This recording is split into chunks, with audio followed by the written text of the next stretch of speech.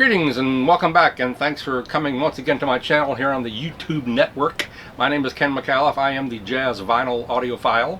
International Anthem is a label that has been putting out a lot of unusual records in the past few years, many of which are somewhat uncategorable, unclassifiable, I guess, but I did want to dive into them because they are really fascinating. And before I gave them a full listen, I didn't really think much of the label, but when I really dove in, I was really impressed by the diversity of sounds and the great artists they have signed to their label. Each record, and they're all available on vinyl and streaming, maybe CD, I'm not sure, but each one has the label's raison d'etre, as it were. International Anthem is a Chicago-born recording company that produces and promotes progressive media. Founded by curators from the Uncan Music family, the IARC label was established to be a productive and distributive outlet for the group's original music programming. The mission of International Anthem is to make positive contributions to the changing state of the music industry, and blah blah blah. But in other things I've read, they definitely take cues from the Chicago underground scene that includes artists like Jeff Parker and Tortoise. There's a Tortoise influence through all of these records. If you don't know the band, they were what I think of as a post-rock band from the thousands era. They did some really amazing records led by the drummer John McIntyre, I believe his name was. And they also have an allegiance to AACM, the black artist movement out of Chicago that began in the 60s, I believe, and includes such people as, I believe, Roscoe Mitchell, Jack DeJohnette. So you have a label that's very diverse in both the inspiration they draw from and the overall direction of the label. Now, there are some records that I would call jazz or spiritual jazz. Some of my favorite records have been by Dezron Douglas, the bassist. I should have pulled that out so you could see it, but I'm going to show you these 5 albums we're discussing. And that is just a beautifully played record, very much what you would call jazz. They have other records that definitely fall into the spiritual jazz camp. And then other things that are almost more electronic, even though it's live musicians playing it. It's musicians both play an instrument and program, and they use drum machines. So they cut across all these swaths, and they have the their logo, which is pretty recognizable now, the International Anthem Recording Company. So the first record I'd like to start with is Ibelisse, Guardia, Ferragutti, and Frank Rosaly. What's also cool about International Anthem is there's a little strip on each record that gives a little description of the record, the music within, and I think it's very accurate. This record, art punk adjacent, free jazz informed, introspective on nuances of colonial realities, finds common language for diaspora of Chicago underground and spirits of Andean overground rather. Now those are, in that description, it's really perfect. Andean vocals, I think of these as these layered Andean mountain harmonies that flow through everything. Colonial realities, and a little bit of art punk and a little bit of a free jazz sentiment. Now there are 5 or 6 members in this group, and because of this green on gold strip colors, I can't read it. But it sounds much less than that. It really just sounds like 2 people with a lot of swirling instrumentation all around it. And that is Ibelisse, Guardia, Ferragutti, and Frank Rosaly. And the album is called Mestizx. Now the Andean melodies sung in harmony wafting across the music is a constant on this record. But you also hear what I think of as native South American music.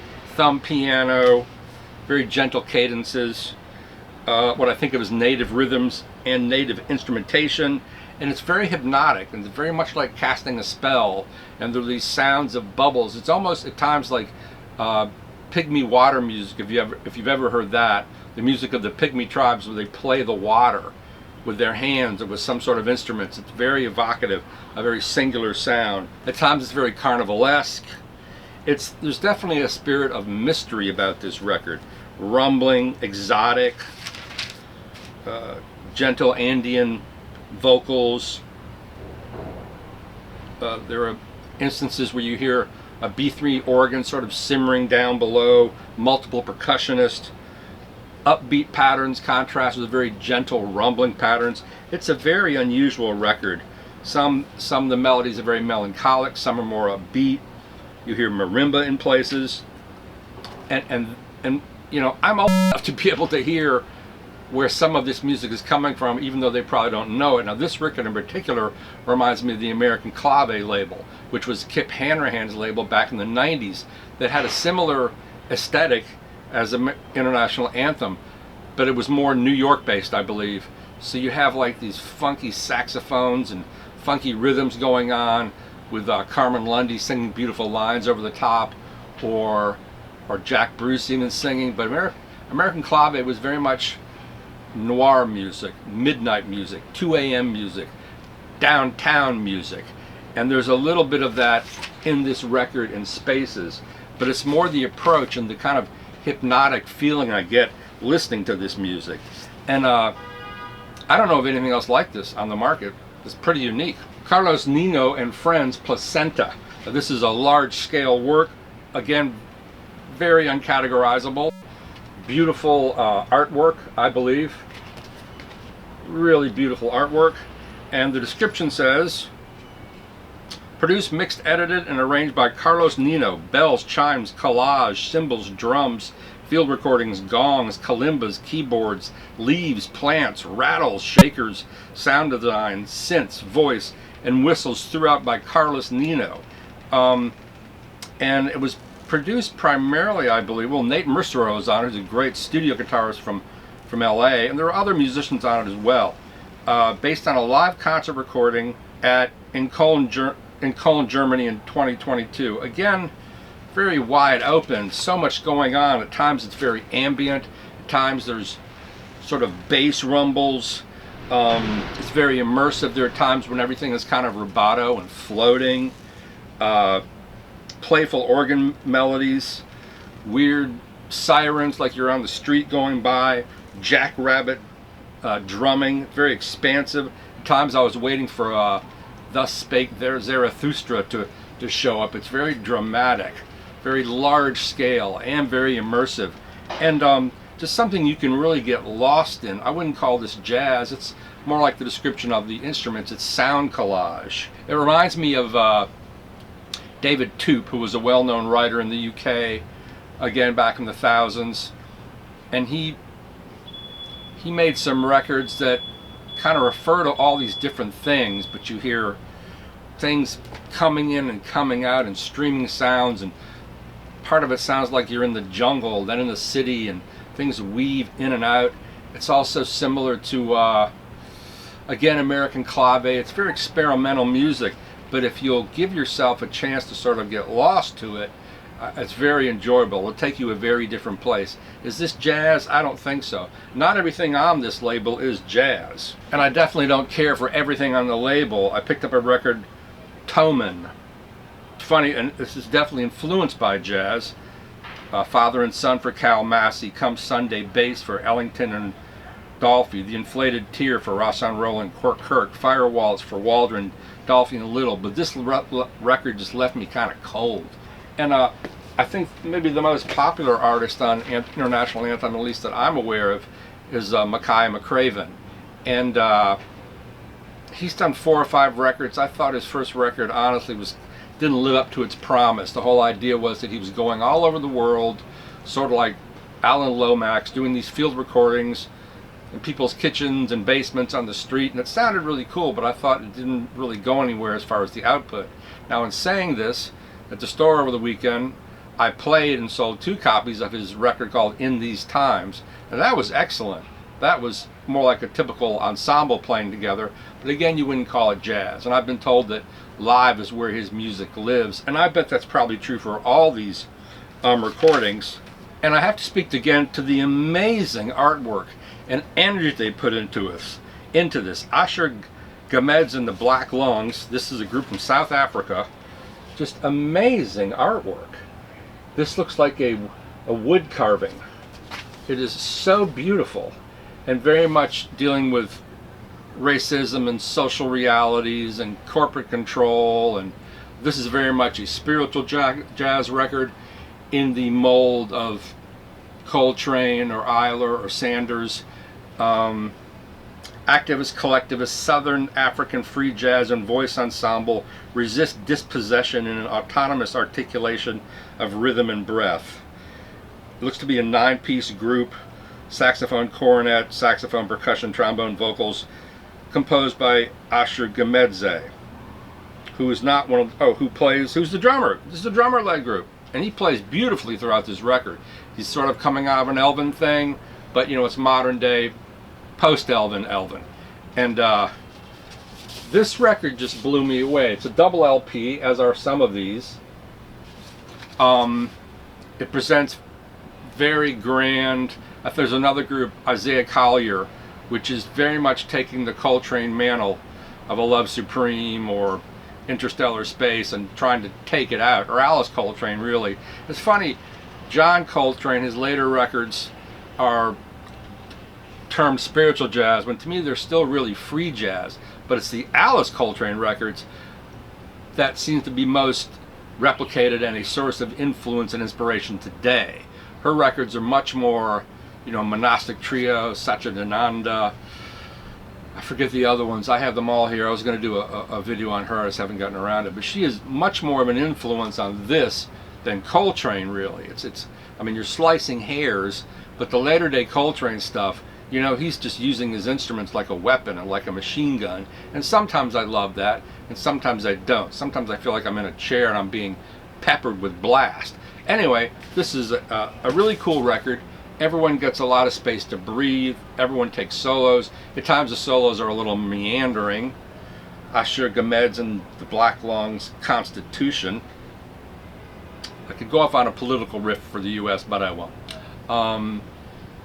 But all in all, a really soothing record, a really explosive record. But this definitely recalls South African jazz like Johnny Diani and is it Craig McGregor? That's not the first name.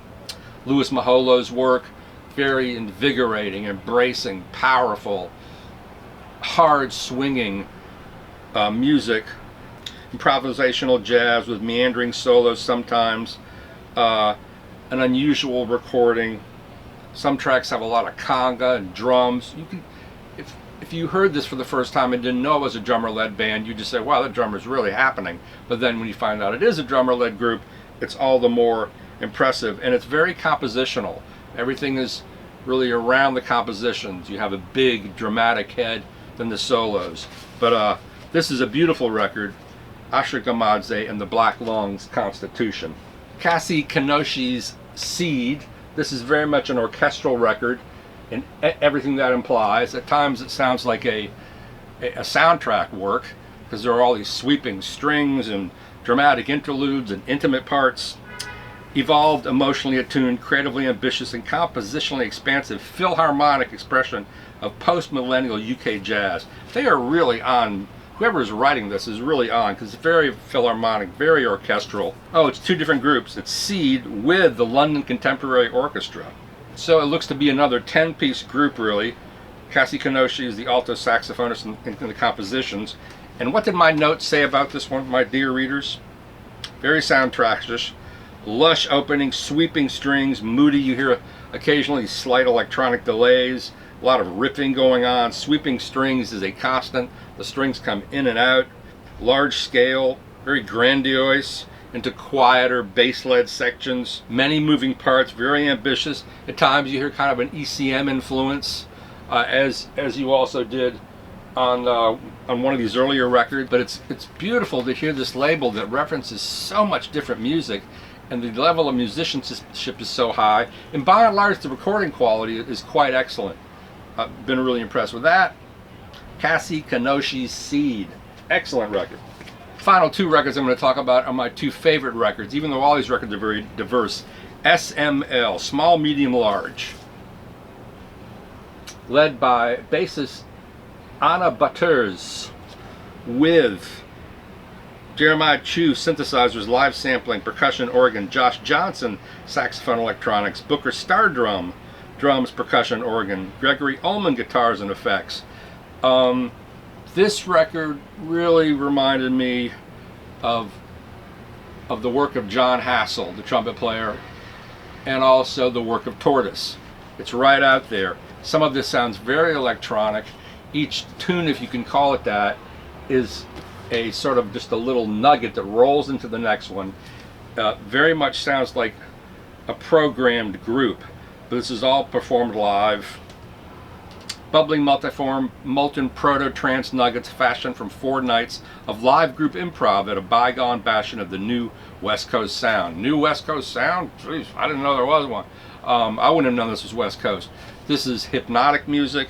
It's tribal music. It's really, really funky. At times you can hear James Brown's funky drummers loops being played. It's deep bass music because Anna Butterss is a bassist.